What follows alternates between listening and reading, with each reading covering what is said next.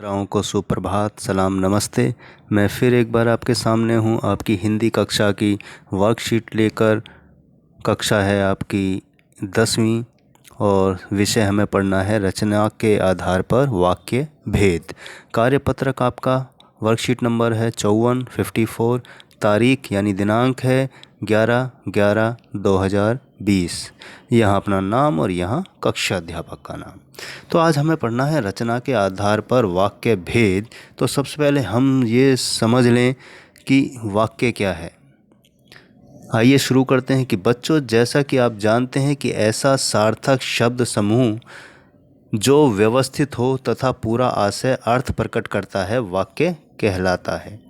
तो अगर आप कहते हैं खाना खाता मैं, ये एक तरह से इसका क्रम गड़बड़ है। आप ये कहेंगे मैं खाना खाता हूँ, ये अपने आप में व्यवस्थित भी है और अर्थ भी सही स्पष्ट कर रहा है। तो ऐसे शब्दों का समूह जिसका कोई सही अर्थ निकलता हो वाक्य कहलाता है। जैसे एग्जाम्पल दिया हुआ है प्यारे बच्चों कि मातृभूमि की रक्षा के लिए वीर जवानों ने अपने प्राणों का बलिदान दिया। तो यह शब्द समूह सार्थक है, व्याकरण के नियमों के अनुसार व्यवस्थित है तथा पूरा आशय प्रकट कर रहा है। तो वाक्य वही ठीक होता है जो क्रम से लगा हो और अपना अर्थ सही रूप में प्रकट कर रहा हो। अतः यह वाक्य है। रचना के आधार पर वाक्य के 3 भेद होते हैं: सरल वाक्य, संयुक्त वाक्य और मिश्र वाक्य। तो प्यारे बच्चों, कितने तरह के वाक्य हुए? 3 तरह के, सरल, संयुक्त और मिश्र। तो आइए सबसे पहले हम सरल वाक्य को पढ़ते हैं कि जिन वाक्यों में एक मुख्य क्रिया हो उन्हें सरल वाक्य या साधारण वाक्य कहते हैं। जैसे आज सुहानी धूप खिली हुई है। तो यहाँ जो मुख्य क्रिया है वो एक ही है कि खिली हुई है, पीले से उसको अंडरलाइन भी किया हुआ है। तो बच्चे बारिश में नहा रहे हैं, तो मुख्य क्रिया क्या है? नहा रहे हैं। बच्चा हंसा, यहाँ पर हंसना मुख्य क्रिया है और सब्जेक्ट क्या है इसमें? बच्चा। तो यहाँ पे 2 बातें हैं, एक कहते हैं उद्देश्य, एक कहते हैं विधेय। यानी कि हर वाक्य में एक उद्देश्य होता है और एक विधेय। उद्देश्य होता है, जैसे हम यहाँ एग्जाम्पल लेते हैं कि बच्चे बारिश में नहा रहे हैं, तो बच्चे जो हैं उद्देश्य है और उद्देश्य जो है, उद्देश्य के बारे में क्या बताया जा रहा है? नहा रहे हैं। तो ये कहलाएगा विधेय। यानी जो सब्जेक्ट है वो उद्देश्य कहलाएगा और सब्जेक्ट के बारे में यानी कि कर्ता के बारे में जो कहा जाता है वो हमारा विधेय कहलाता है। जी बच्चों, तो यहाँ ध्यान रखने की क्रियापदों की संख्या 1, 2 या अनेक हो सकती है। यानी जैसे यहाँ खिली है, हुई है, नहीं, रहे हैं, लेकिन यहाँ बच्चा हंसा में केवल हंसना क्रिया है, लेकिन इससे ऊपर वाले वाक्यों में नहा और रहे तो क्रियापद 2 हो गए। जैसे ऊपर वाले में खिली हुई, क्रियापद 2 हो गए, खिली और हुई। पद माने शब्द को कहते हैं, जो पद होता है उसको शब्द कहते हैं या शब्द को ही हम पद कहते हैं। तो जैसे पहले और दूसरे वाक्य में 3 क्रियापद हैं तथा अंतिम वाक्य में सिर्फ एक, किंतु इन सभी मुख्य क्रिया एक ही है। जैसे पहले वाक्य में खिली यानी खिलना, दूसरे वाक्य में नहाना यानी नहा रहे हैं तो उसको नहाना है उसकी मुख्य धातु, तो तीसरे में हंसना मुख्य क्रिया है। तो मुख्य क्रिया एक ही होती है, लेकिन क्रिया के पद 2 या 3 भी हो सकते हैं। जैसे कि ऊपर एग्जाम्पल में दिया गया है, खिली हुई 2 क्रियापद हो गए, नहा रहे 2 क्रियापद हो गए, लेकिन मुख्य क्रिया नहाना, खिलना और हंसना है। तो उम्मीद करता हूँ कि सरल वाक्य आपको समझ आ गया होगा। तो ध्यान केवल ये रखना है कि इसमें मुख्य क्रिया होती है, केवल एक मुख्य क्रिया होती है, उसी को हम साधारण वाक्य कहते हैं। तो प्यारे बच्चों, सरल वाक्य को हम थोड़ा और ढंग से समझ लेते हैं अन्य और उदाहरणों के साथ। सरल वाक्य कि जिन वाक्यों में एक मुख्य क्रिया हो, एक उद्देश्य हो, एक विधेय हो और जिसमें उपवाक्य नहीं होते हैं। तो मुख्य बात है उपवाक्य, यानी कि जो संयुक्त और मिश्र वाक्य हैं इसमें 2 या 2 से अधिक उपवाक्य यानी उस पर आश्रित वाक्य भी होते हैं। लेकिन सरल वाक्य में केवल एक ही वाक्य होता है और जिसमें एक मुख्य क्रिया होती है, एक उद्देश्य होता है, एक विधेय होता है। उद्देश्य मैंने बताया जो सब्जेक्ट है, आपका कर्ता है, वो उद्देश्य कहलाता है, और कर्ता के बारे में जो बात हो रही है या कही जा रही है उसको हम विधेय कहते हैं। तो सरल वाक्य लंबे भी हो सकते हैं और एक ही कर्ता होता है, तो इसमें एक ही कर्ता होता है, लेकिन संयुक्त और मिश्र वाक्य में दो कर्ता भी हो सकते हैं। तो आइए उदाहरण है सरल वाक्य के कि राम गेंद से खेलता है। तो राम यहाँ पर क्या है, उद्देश्य, और गेंद से खेलता है, यहाँ खेलता है मुख्य क्रिया है, और इसका हम विधेय भी कहते हैं। दूसरा है रावण तीनों लोकों का स्वामी बनना चाहता था। तो बनना चाहता था मुख्य क्रिया है, रावण यहाँ उद्देश्य है, और बाकी हिस्सा जो है विधेय कहलाता है। तीसरा है वह प्रतिदिन घर का कार्य करने के बाद भी समय पर कार्यालय पहुंचती है। तो वाक्य यहाँ लंबा भी हो सकता है जैसे कि बताया गया है। चौथा है राम पुस्तक पढ़ता है। तो पढ़ना मुख्य क्रिया है, राम उद्देश्य है, और बाकी हिस्सा हमारा विधेय है।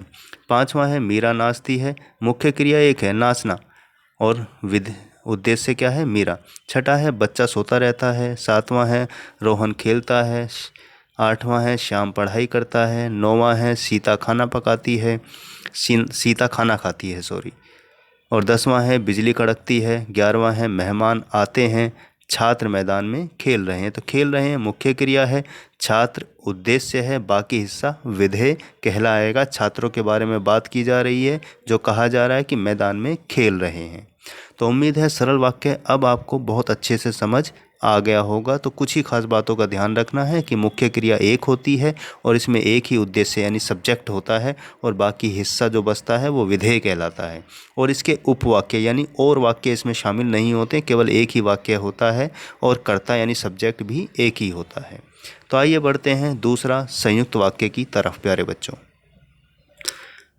संयुक्त वाक्य आपका स्क्रीन पर है। अब हमें पढ़ना है संयुक्त वाक्य सरल वाक्य के बाद कि जिन यानी कि जहाँ दो या दो से अधिक उपवाक्य किसी समुच्चय बोधक योजक अव्यय जैसे और, तथा, एवं, इसलिए, परंतु, किंतु, अथवा, नहीं तो, अन्यथा, वरना शब्द से जुड़े होते हैं वे संयुक्त वाक्य कहलाते हैं।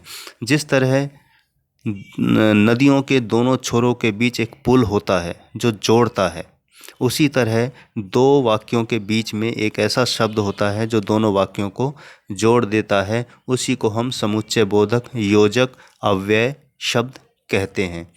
एग्जाम्पल यहाँ दिया ही हुआ है उदाहरण, और है, तथा है, एवं, इसलिए, परंतु, किंतु, अथवा, नहीं तो, अन्यथा, वरना। ये शब्द दो वाक्यों को जोड़ते हैं। आइए हम उदाहरण के माध्यम से समझते हैं कि हम रेलवे स्टेशन पर पहुँचे किंतु टिकट नहीं मिली। तो यहाँ किंतु ने दो वाक्यों को जोड़ा, टिकट नहीं मिली और उससे पहले हम रेलवे स्टेशन पर पहुँचे। दूसरा है तुम पढ़ लो या टीवी देख लो।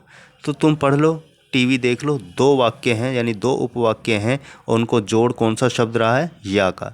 तीसरा है बारिश हो गई वरना मैं खेल जीत जाता। मैं खेल जीत जाता, बारिश हो गई, दो उपवाक्य हैं लेकिन उनको जोड़ रहा है वरना। तो बहुत सरल है संयुक्त वाक्य। आइए इसको और अन्य उदाहरणों के माध्यम से समझते हैं प्यारे बच्चों। आइए फिर से एक बार संयुक्त वाक्य की परिभाषा हम पढ़ लेते हैं कि जहाँ दो या दो से अधिक उपवाक्य या सरल वाक्य किसी समुच्चय बोधक योजक अव्यय जैसे और, तथा, एवं, इसलिए, किंतु, परंतु, या, अथवा, नहीं तो, अन्यथा, वरना, अतः, फिर भी, तो, लेकिन, पर आदि का प्रयोग करके जोड़ा जाता है वे संयुक्त वाक्य कहलाते हैं। इसमें दोनों उपवाक्य प्रधान होते हैं। तो प्यारे बच्चों यहाँ ध्यान देने वाली बात है कि दो वाक्यों को जोड़ता है और दोनों वाक्य सरल होते हैं और दोनों वाक्य ही मुख्य होते हैं यानी प्रधान होते हैं। मुख्य वाक्य कहा जाता है दोनों को ही। दोनों को अधूरा हम नहीं कह सकते, लेकिन दोनों को जोड़ने वाले जो शब्द हैं यहाँ इतने सारे दिए गए हैं कि और, तथा, एवं, इसलिए, किंतु, परंतु, या, अथवा, नहीं तो, अन्यथा, वरना, अतः, फिर भी, तो, लेकिन, पर। इन शब्दों को जब दो वाक्य के बीच में जोड़ा जाता है तो वो संयुक्त वाक्य कहलाते हैं। तो आइए कुछ और अन्य उदाहरण देखते हैं इसके। तो प्यारे बच्चों ये हमारे संयुक्त वाक्य के उदाहरण हैं कि मीना बहुत बीमार थी अतः स्कूल नहीं आई। तो यहाँ अतः दोनों वाक्यों को जोड़ रहा है, लेकिन ये दोनों वाक्य अपने आप में पूरे यानी प्रधान हैं। मीना बहुत बीमार थी, ये प्रधान है। स्कूल नहीं आई, ये अपने आप में प्रधान है। यानी दोनों वाक्य सरल भी हैं और प्रधान भी हैं। इनको जोड़ने वाला शब्द है अतः। मैं आया और वह गया, तो यहाँ पर क्या है और। मेरे पैर पर लग गई और दर्द होने लगा। उसने बहुत परिश्रम किया किंतु सफल नहीं हो सका। वह सुबह गया और शाम को लौट आया। प्रिय बोलो पर असत्य नहीं। मैं बहुत तेज़ दौड़ा फिर भी ट्रेन नहीं पकड़ सका। दिन ढल गया और अंधेरा बढ़ने लगा। मैंने बहुत परिश्रम किया इसलिए सफल हो गया। अभिलाषा ने रोना शुरू किया और बेहोश हो गई। तो आपने देखा जहाँ जहाँ मैंने गोले लगाए हैं ये योजक शब्द हैं, समुच्चय बोधक शब्द हैं, जो दो मुख्य वाक्यों को जोड़ रहे हैं और दोनों ही वाक्य अपने आप में प्रधान हैं, पूरे हैं। तो दोनों उपवाक्य प्रधान कहलाते हैं और सरल वाक्य होते हैं। तो यहाँ ध्यान रखना है, इन शब्दों का ध्यान रखना है जो जोड़ने वाले शब्द हैं, इससे आपको पहचान करने में आसानी भी होगी। तो उम्मीद है आपको संयुक्त वाक्य भी बहुत अच्छे से अब समझ आ गया होगा। तो बढ़ते हैं तीसरे वाक्य की तरफ, वो है हमारा मिश्र वाक्य। तो प्यारे बच्चों, तीसरा और अंतिम वाक्य हमारा है मिश्र वाक्य। आइए मिश्र वाक्य को भी हम ठीक से उदाहरणों के साथ समझ लेते हैं। मिश्र वाक्य कि जिन वाक्यों की रचना एक से अधिक उपवाक्यों से हुई हो और जिनमें एक वाक्य प्रधान और अन्य गौण हो, उन्हें मिश्र वाक्य कहते हैं। तो मिश्र वाक्यों की एक खास बात यह है कि उनमें एक ही वाक्य होता है जो मुख्य होता है और उसके अलावा जो उपवाक्य उसके साथ होते हैं वो उस पर आश्रित होते हैं, यानी कि डिपेंड होते हैं। तो जैसे उदाहरण से हम समझते हैं बच्चों, यह वही व्यक्ति है जिसने कल बच्चे को बचाया था। तो यहाँ पर जो प्रधान वाक्य है वो है यह वही व्यक्ति है। तो व्यक्ति कौन है? जिसने कल बच्चे को बचाया था। तो ये उपवाक्य है। तो यानी कि मुख्य प्रधान वाक्य हमारा यह वही व्यक्ति कहलाएगा और बाकी का हिस्सा गौण उपवाक्य कहलाएंगे, यानी जो उस पर डिपेंड हैं, आश्रित हैं। दूसरा है जो परिश्रम करते हैं वे अवश्य सफल होते हैं।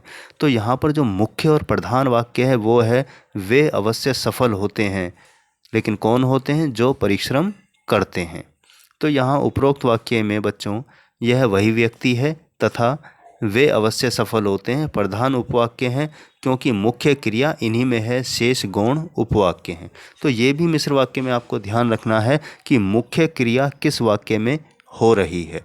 तो आइए अभ्यास के लिए आपको कुछ वाक्य दिए गए हैं, इनको हमें पहचान कर उनके भेद लिखने हैं कि निम्नलिखित वाक्यों को रचना के आधार पर पहचान कर उनके भेदों के नाम लिखने। तो पहला है हमारा वह खेलते खेलते सो गया। यहाँ सिंपल है, एक ही वाक्य है, एक ही मुख्य क्रिया है और एक ही विधेय है और बाकी हिस्सा उद्देश्य है और बाकी हिस्सा विधेय है। तो क्रिया भी एक ही है मुख्य, तो इसलिए हमारा ये सरल वाक्य कहलाएगा। दूसरा है जो व्यक्ति स्वावलंबी होते हैं ईश्वर भी उनकी मदद करता है।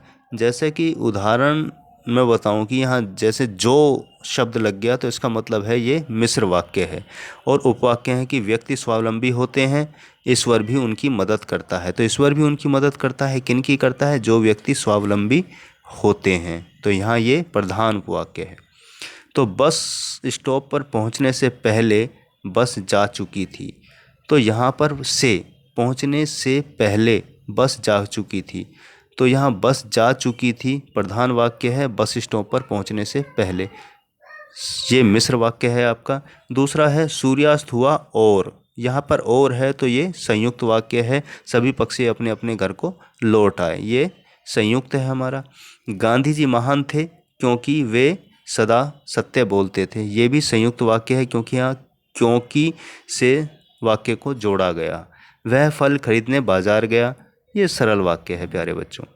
तुम अब सो जाओ क्योंकि रात हो चुकी है, तो ये संयुक्त वाक्य है क्योंकि यहाँ दो वाक्यों उपवाक्यों को जोड़ रहा है। क्योंकि तुम चुप हो जाओ वरना हम तुम्हें बाहर निकाल देंगे, ये भी बच्चों संयुक्त वाक्य है। वह गाते हुए विद्यालय जाता है, ये सरल वाक्य है आपका। यदि आप उनसे मिलना चाहते हैं तो आपको प्रतीक्षा करनी पड़ेगी। ये भी आपका संयुक्त वाक्य है क्योंकि यहाँ तो का प्रयोग हुआ है। तो उम्मीद है आपको ये समझ आया होगा। इसके अलावा मिश्र वाक्यों को हम अन्य भी उदाहरण से समझ सकते हैं। आइए देख लेते हैं। तो प्यारे बच्चों, मिश्र वाक्य की परिभाषा हम एक बार और पढ़ते हैं अच्छे से समझने के लिए कि ऐसे वाक्य जिनमें सरल वाक्य के साथ साथ कोई दूसरा उपवाक्य भी हो, वे वाक्य मिश्र वाक्य कहलाते हैं। मिश्र वाक्यों की रचना एक से अधिक सरल वाक्यों से होती है, जिनमें एक प्रधान वाक्य होता है एवं दूसरा आश्रित वाक्य होता है। प्रधान वाक्य को आश्रित उपवाक्य से जोड़ने के लिए, अब मुख्य बात यहाँ ध्यान रखिएगा, इन शब्दों का जहाँ प्रयोग हो उससे आप पहचान जाएंगे कि ये मिश्र वाक्य है। जैसे कि, जो, क्योंकि, जितना, जिसने, उतना, जैसा, वैसा, जब, तब, जहाँ, वहाँ, जिधर, उधर, अगर, यदि, यद्यपि, तथापि आदि शब्दों का प्रयोग होता है। तो यहाँ आप देखें कि अंडरलाइन में ये और यहाँ तक ये जो शब्द हैं ये जहाँ इस्तेमाल होंगे, समझ लीजिए कि वो मिश्र वाक्य है और इसमें एक मुख्य वाक्य होता है और उस पर जो निर्भर करते हैं वाक्य वो सरल वाक्य ही होते हैं, लेकिन उन पर डिपेंड आश्रित वाक्य वो कहलाते हैं। तो आइए उदाहरणों के माध्यम से समझने का प्रयास करते हैं। तो प्यारे बच्चों, यहाँ कुछ उदाहरणों के माध्यम से हम मिश्र वाक्य को समझते हैं कि अमित ने वह घर खरीदा जो उसके चाचा का था। तो अमित ने वह घर खरीदा, ये हमारा प्रधान वाक्य है और उस पर जो डिपेंड करता है उसके चाचा का था। और पहचान के लिए देखिए जो शब्द का प्रयोग किया गया है, तो इससे आसानी से आप पहचान सकते हैं कि ये मिश्र वाक्य है। यह वही भारत देश है जिसे पहले सोने की चिड़िया कहा जाता था। तो मुख्य वाक्य है यह वही भारत देश है और उनको बाकी वाक्यों को जोड़ने वाला शब्द है जिसे। तो पहले सोने की चिड़िया कहा जाता था, ये आश्रित उपवाक्य है। जब दुर्घटना की खबर सुनी तब मन दुखी हो गया। तो तब मन दुखी हो गया ये हमारा प्रधान वाक्य है और उस पर निर्भर वाक्य है जब दुर्घटना की खबर सुनी। विशाल ने जो मोबाइल खरीदा है वह नया है। जैसे ही छुट्टी हुई बच्चे घर चले गए। बच्चे घर चले गए प्रधान है और उस पर निर्भर करता है जैसे ही छुट्टी हुई। तो जैसे शब्द का प्रयोग हुआ तो यहाँ पर मिश्र वाक्य है। शिक्षक ने कहा, तो मुख्य क्रिया कहाँ हो रही है? शिक्षक ने कहा। सबको गृह कार्य स्वयं करना है और उसको जोड़ने वाला शब्द है कि। तो आपने देखा कि यहाँ उदाहरण के माध्यम से मिश्र वाक्य समझना और भी आसान हो गया है। तो आप यहाँ देख सकते हैं कि इन शब्दों का आप ध्यान रखिएगा कि जो ये जो शब्द हैं प्यारे बच्चों, ये बहुत महत्वपूर्ण है। याद रखिएगा कि, जो, क्योंकि, जितना, जिसने, उतना, जैसा, वैसा, जब, तब, जहाँ, वहाँ, जिधर, उधर, अगर, यदि, यद्यपि, तथापि। इन शब्दों को याद करिएगा, रखिएगा, क्योंकि ये पहचान है मिश्र वाक्य की। जहाँ ये इस्तेमाल होंगे आसानी से आपको समझ में आ जाएगा कि ये मिश्र वाक्य है। तो प्यारे बच्चों, आपने देख लिया होगा इसको और आपने मिश्र वाक्य के अन्य उदाहरण के माध्यम से अच्छे से समझ लिया होगा। मेरा प्रयास रहा है कि आपको अच्छे से समझ आ जाए। तो उम्मीद है मेरे प्यारे छात्र छात्राओं, आपको रचना के आधार पर वाक्य के तीनों भेद, सरल वाक्य, संयुक्त वाक्य और मिश्र वाक्य बहुत अच्छे से समझ आ गए होंगे। उम्मीद है आप अभ्यास कीजिए, आपको और अच्छे से समझ आ जाएगा। अपने पाठ्य पुस्तक के पाठों में से भी ढूंढने का प्रयास करें तो आपको और अच्छे से क्लियर हो जाएगा। तो इसी के साथ मैं लेता हूँ विदा। अपना ध्यान रखिए, स्वस्थ रहिए, खुश रहिए, मास्क लगाकर बाहर निकलिए, हाथ धोते रहिए और भीड़ भाड़ में जाने से बचिए। आपको बहुत बहुत शुभकामनाएं और मैं लेता हूँ विदा। मिलता हूँ अगली वर्कशीट पर।